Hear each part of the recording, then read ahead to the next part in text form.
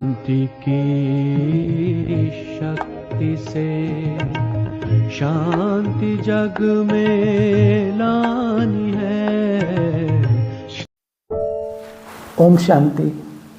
शांति की शक्ति इस चैनल में आप सभी का स्वागत है।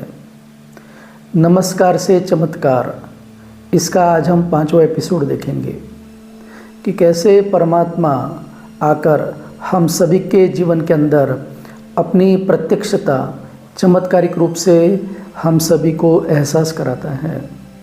जब हम समस्याओं के चक्रों में फंस जाते हैं और उससे निकलने का कोई मार्ग नहीं दिखता है और आत्मा जब परमात्मा को पुकारती है तो हमारी पुकार सुनकर, दिल की सच्ची पुकार सुनकर आता है और हमें उस समस्याओं के चक्रों से छुड़ा देता है। तो दिल से परमात्मा के प्रति धन्यवाद का भाव निकलता है। एक बार की बात है कि एक कबूतर रहता है, उधर से बिल्ली आ रही होती है। कबूतर को ये पता है कि बिल्ली आकर मेरे ऊपर झपट्टा मारेंगी, मुझे खा जाएंगी, तो उसने वहाँ से उड़ जाना चाहिए। लेकिन पुरुषार्थहीनता का स्वभाव वो आंखें बंद कर लेता है और ये समझता है कि बिल्ली तो है ही नहीं। बिल्ली आती है और उस कबूतर को खा लेती है।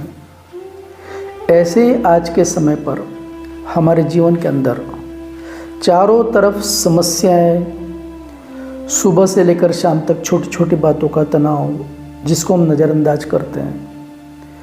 हमारे अंदर अवेयरनेस नहीं है, जागृति नहीं है, और जागृति न रहने के कारण हम धोखा खा जाते हैं और हमारी शांति और हमारी खुशी का विनाश हो जाता है।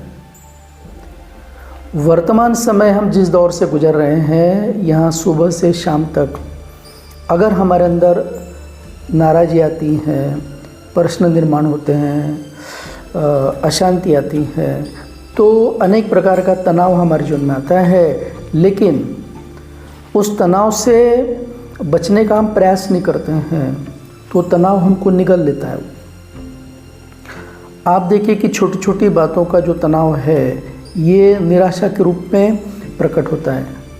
विश्व स्वास्थ्य संगठन WHO ने ये कहा है कि संसार में इस समय सबसे घातक अगर कोई बीमारी है तो वो है डिप्रेशन, अर्थात निराशा, और वो सभी के जीवन में आती हैं। लेकिन उसका निराकरण हम मेडिटेशन के द्वारा कर सकते हैं।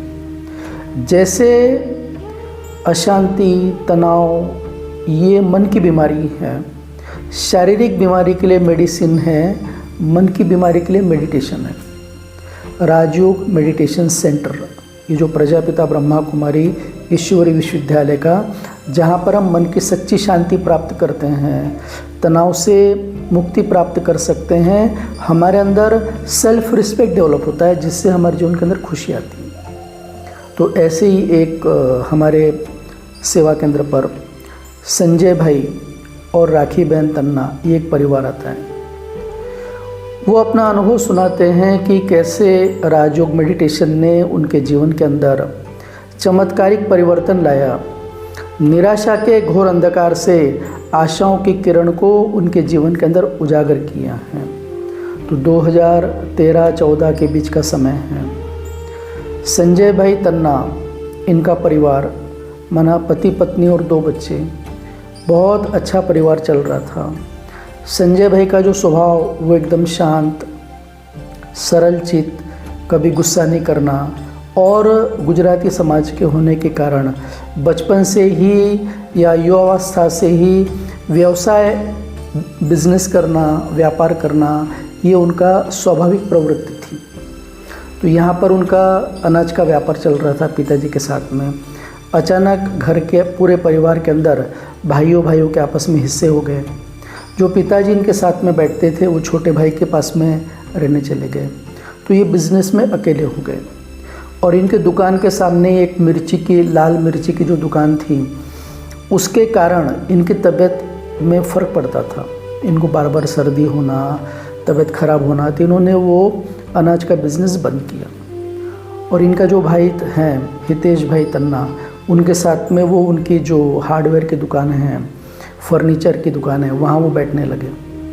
अब वहाँ दोनों भाई मिलकर काम कर रहे हैं। वहाँ उनकी रिकवरी करना, अकाउंट संभालना, बिजनेस संभालना अच्छी तरह से चल रहा। करते करते भाई व्यापारी जो स्वभाव होता है वो हमेशा व्यापार को बढ़ाने के बारे में सोचता है। तो दोनों भाइयों ने मिलकर एक खेती जो थी वो बेची और उन्होंने ये प्लान बनाया कि हम एक दाल मिल बनाते हैं करके, दाल मिल चलाते करके। तो संजय भाई ने यहाँ पर जो कुटकी गांव है वहाँ पर एक ज़मीन खरीदी दाल मिल के लिए। जैसे ही उन्होंने वो ज़मीन खरीदी तो वहाँ कुछ वास्तु दोष बोलो या निगेटिव एनर्जी, तो उनके जीवन में धीरे धीरे परेशानी आना शुरू हो गई। तो तनाव आने का एक कारण और भी है कि जब हम अपनी क्षमता से ज़्यादा कार्य को बढ़ा लेते हैं और हमारे पास में किसी की मदद नहीं मिलती है, तो ये हमको पता रहना चाहिए कि हमें नहीं बोलना या नहीं करना ये भी आना चाहिए कि हमारी क्षमता के ऊपर जो काम है उसको हमको रोक देना चाहिए। लेकिन इन्होंने वहाँ दाल मिल का काम शुरू किया, उधर दाल मिल का भी काम, इधर दुकान का भी काम।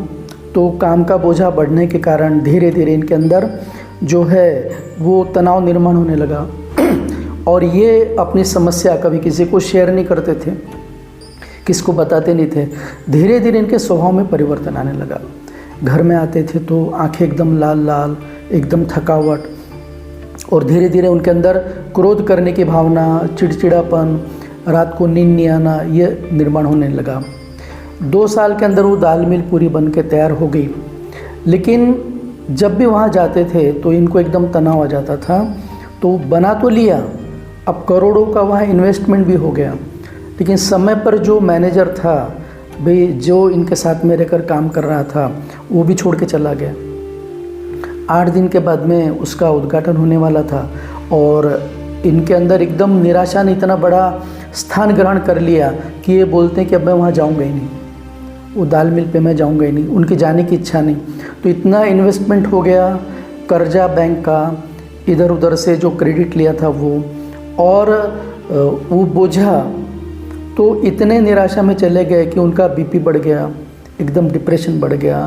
तो साइकेट्रिस्ट को दिखाया तो साइकेट्रिस्ट ने 10-12 गोलियां उनकी शुरू हो गई डिप्रेशन की। तो अब वो साइकेट्रिस्ट ट्रीटमेंट के अंदर बीमारी ठीक होना तो दूर, खाली वो बढ़ेंगे नहीं, लेकिन उसके विचार कम कर दिए जाते हैं, बस सो के रहना, यही प्रवृत्ति। तो एकदम उनका जो सुखी और शांत परिवार था, तो बच्चे, पत्नी सब एकदम परेशान हो गए, घर एकदम अस्त व्यस्त हो गया। और जब हमारे अंदर तनाव बढ़ जाता है तो मनुष्य के अंदर जीने की तमन्ना खत्म हो जाती है। तो बार बार उनके अंदर आत्महत्या करने की प्रवृत्ति जागृत होने लगी। भी पटरी पे चले जाना, रेलवे के पटरी पर, कि बस मुझे मरना है, घर से बिना बताए गायब हो जाना। तो पत्नी के ऊपर कितना बोझ आ जाता है। तो जब पत्नी ने देखा कि हम इतना अच्छा, हमारा सुखी और शांत परिवार था, और अचानक ये क्या हो गया, और अब इससे निकलने का कोई रास्ता ही नहीं है, किसी से बात नहीं कर रहे हैं, कोई सोल्यूशन ही नहीं है। तो जो पत्नी रहती हैं भारतीय नारी, वो पतिव्रता नारी, उसके अंदर की सावित्री जागृत हो गई। जब उन्होंने देखा कि मेरा पति सत्यवान यम के पाश के अंदर जा रहा है, अब ये इनके जीने की तमन्ना ख़त्म हो गई है, ये कभी भी अपने जीवन को ख़त्म कर सकते हैं। तो भारतीय नारी का सुहाग ही उसका भाग्य होता है। तो ये तो भक्ति करते थे राखी बहन, तो ये भगवान, एक दिन ये भगवान के सामने जाकर बैठे और ये बताते कि मैं इतने ज़ोर ज़ोर से रो रही हूँ, ज़ोर ज़ोर से रो रही हूँ, और भगवान को कह रही हूँ कि आप कहाँ पर हैं, आप आओ, आकर हमको रास्ता बताओ, हमको सच्चा ज्ञान दो। तो इतना जब दिल से पुकार, सच्ची पुकार जब परमात्मा की जाती हैं, तो पुकार परमात्मा ने इनकी किस प्रकार सुना। तो ये जहाँ रहते हैं उसके 3-4 मकान के पास में ही हमारा राजयोग मेडिटेशन सेंटर है। लेकिन कभी भी ये यहाँ जो बोर्ड लगा था, तो सेंटर के बाहर एक बोर्ड लगा है जिसमें ये बताया गया है कि राजयोग मेडिटेशन के फ़ायदे क्या हैं। भी डिप्रेशन, अनिद्रा, तनाव मुक्त इससे मुक्ति मिलती है, क्रोध चिड़चिड़ापन इससे मुक्ति मिलती है। तो उन्होंने कभी भी वो बोर्ड देखा नहीं, लेकिन उस दिन जब वो उधर से गुजर रहे थे तो उनकी नज़र वो बोर्ड पे गई। तो इतने साल से वो वहाँ रह रहे हैं, 20 साल से, लेकिन कभी उनके अंदर सेंटर पे आने की इच्छा नहीं हुई। लेकिन जब उन्होंने देखा कि घर के अंदर ये समस्या है और यहाँ लिखा है कि भाई यहाँ तनाव मुक्त होता है, तो उन्होंने अपने पति को और अपने बेटे को लेकर मेडिटेशन कोर्स करने हैं। तो जब हम देखते थे कि भाई संजय भाई मेडिटेशन कोर्स में जब आते थे तो उनका सुनने का मन ही नहीं करता था। उनको देखे बराबर ही मुझे लग गया कि इनको मानसिक रोग बहुत गहराई तक चला गया है। लेकिन राखी बहन, उनके बेटी ने 7 दिन का कोर्स किया। तो कोर्स में उनको परमात्मा का सत्य परिचय, आत्मा की एनर्जी को कैसे बढ़ाना, तनाव के घातक परिणाम क्या होते हैं, मन की शांति कैसे प्राप्त करना, तो ज्ञान मिलने से उनके जीवन में शांति। तो जैसे ही मेडिटेशन का कोर्स पूरा हुआ तो उनको कहा गया कि यहाँ रेगुलर सुबह शाम क्लास होता है। भाई जैसे आप हर रोज़ शरीर को भोजन खिलाते हैं, ऐसे यहाँ मन को शक्तिशाली बनाने के लिए पॉजिटिव विचारों का भोजन ज्ञान के रूप में दिया जाता है। इसके लिए आप आइए। तो वो मुरली में हर रोज़ आने लगे। संजय भाई नहीं आते थे क्योंकि वो तो एकदम ही बीमारी थे, सुस्त रहते थे। तो जब ये राखी बहन आए, 8 दिन के बाद में जब उन्होंने सुना तो कुछ बातें जो गीता में भगवान ने कहा है कि भक्ति, ज्ञान और वैराग्य, भाई भक्ति का फल है ज्ञान, और जब ज्ञान मिलता है तो हमारी बुद्धि अनेकों से निकलकर एक निराकार की ओर जाती है। तो साकार की साधना करने वाले जब उनको वो निराकार परमात्मा का ज्ञान मिला तो मन में कुछ प्रश्न निर्माण हुए। तो प्रश्न निर्माण होने के कारण उन्होंने बिना बताए आना बंद कर दिया। अब आना तो बंद कर दिया, लेकिन अंदर वो अशांति और वो जो कमी है वो महसूस होती थी। बार बार उनको वो ज्ञान खींचता था वातावरण। तो धीरे धीरे ये भी निराशा में जाने लगे, राखी बहन भी। तो एक दिन जब ये सोए थे तो अचानक ये जाग गए, और जागने के बाद में क्या देखते हैं कि निराकार परमात्मा शिव प्रकाश के रूप में इनके सामने प्रजापिता ब्रह्मा के रूप में प्रकट हो गए, और दोनों हाथ पसारे उनको बुला रहे हैं। तो अंदर से तो इनकी इच्छा थी कि मैं जाऊं, लेकिन 5-6 महीने न जाने के कारण इनके मन में संकोच आ गया कि अभी मैं जाऊंगी तो क्या बोलेंगे। तो इनकी बेटी ने जब देखा कि हमारी मम्मी जो है, उनकी बेटी का नाम है पायल बहन, तो पायल बहन ने जब देखा कि मम्मी भी उदास हो रही तो मम्मी को बोलती है कि आप क्यों नहीं जाते सेंटर पे। तो वो मम्मी कहती कि वहाँ जाऊँगी तो वो लोग क्या बोलेंगे। तो पायल बहन बोलती वो लोग ऐसे नहीं हैं, हम जब भी जाते तब वो हमारा स्वागत करते हैं, उनको तो खुशी होती तो आप जाओ। तो ये राखी बहन आने लगे। अब ये जब आने लगे तो इनको एकदम परमात्मा की शक्ति और मन की शांति का अनुभव होने लगा, और वो नियमित आने लगे और उनकी जीवन में फ़ायदा होने लगा। उसी दौरान संजय भाई जो है, इनका एक्सीडेंट हो गया, और एक्सीडेंट होने के कारण उनका पैर फ्रैक्चर हो गया। तो 1 साल वो घर में रहे। अब 1 साल जब घर में रहे तो राखी बहन हर रोज़ मुरली सुन के जाती थी। जाकर उनको मुरली सुनाना, बाबा के परमात्मा के प्रेम के गीत लगाना, भगवान की याद में भोजन बनाना, उनको भोजन खिलाना। तो धीरे धीरे संजय भाई जो है, इनका डिप्रेशन कम होते गया। भाई वो बाहर के वातावरण में जाते ही नहीं थे, और घर में पत्नी हमेशा ज्ञान और योग की बातें बताती थी। तो ऐसे करते करते उनकी जो दवाइयाँ हैं वो धीरे धीरे कम होने लगी। जो दवाई आजीवन ख़त्म हो ही नहीं सकती है, वो दवाई उनकी कम होने लगी। उनका ब्लड प्रेशर नॉर्मल होने लगा। और फिर राखी बहन ने घर के अंदर 21 दिन तक साधना की, कठिन साधना। भाई ये जो मेरे पति है, ये इस चक्रव्यूह से मुक्त हो जाए, जो तनाव और निराशा का चक्रव्यूह के अंदर जो फंस गए हैं। तो 21 दिन जब उन्होंने योग साधना की तो फिर से एक बार उनको परमात्मा का दर्शन हुआ, और बार बार ये परमात्मा का साक्षात्कार चैतन्य में प्रजापिता ब्रह्मा के रूप में निराकार परमात्मा शिव जब उनके सामने आते थे तो लाइट देखकर इनके जीवन के अंदर एकदम अद्वितीय शक्ति जागृत हो जाती थी। तो संजय भाई जो है, ऐसे करते करते इनका डिप्रेशन बहुत कम हो गया। तो फिर उन्होंने कहा कि मैं भी आपके साथ सेंटर आता हूँ। तो जब हमारे दीदी को पता चला कि संजय भाई जो है, इनका पैर फ्रैक्चर हो गया है, तो दीदी ने मुझे कहा कि राजू भाई आप जाओ, उनसे मिल कर आओ। और हमको भी वो आना चाहिए ऐसा लगता था। तो जब मैं उनके यहाँ गया, जाकर उनको बाबा का प्रसाद दिया और फिर उनके अंदर जो संकोच था वो संकोच निकल गया और वो क्लास में आने लगे। और क्लास में आते आते उनके जो प्रॉब्लम थे वो पूरे सॉल्व हो गए। वो दाल मिल का जो प्रॉब्लम था, दाल मिल उन्होंने बेच दिया, नया बिजनेस शुरू किया भाई, वेयर हाउस बनाया, उसके बाद में टाइल्स का बहुत बड़ा शॉप लगाया। उनका जो बेटा है चिराग भाई करके, वो भी उनके पास में आ गया। और इस प्रकार आज उनके जीवन के अंदर सुख शांति आ गई है। पति पत्नी हर रोज़ सुबह शाम आते हैं, ज्ञान सुनते हैं, राजयोग का अभ्यास करते हैं। जो उनका व्यापार था वो पहले से 4 गुना ज़्यादा बढ़ गया। जो कर्जा आदि था वो पूरा ख़त्म हो गया है। जो तनाव है, तनाव का नामो निशानी ख़त्म हो गया है। परमात्मा प्राप्ति, राजयोग, ईश्वरीय ज्ञान के कारण उनके परिवार में सुख शांति आ गई।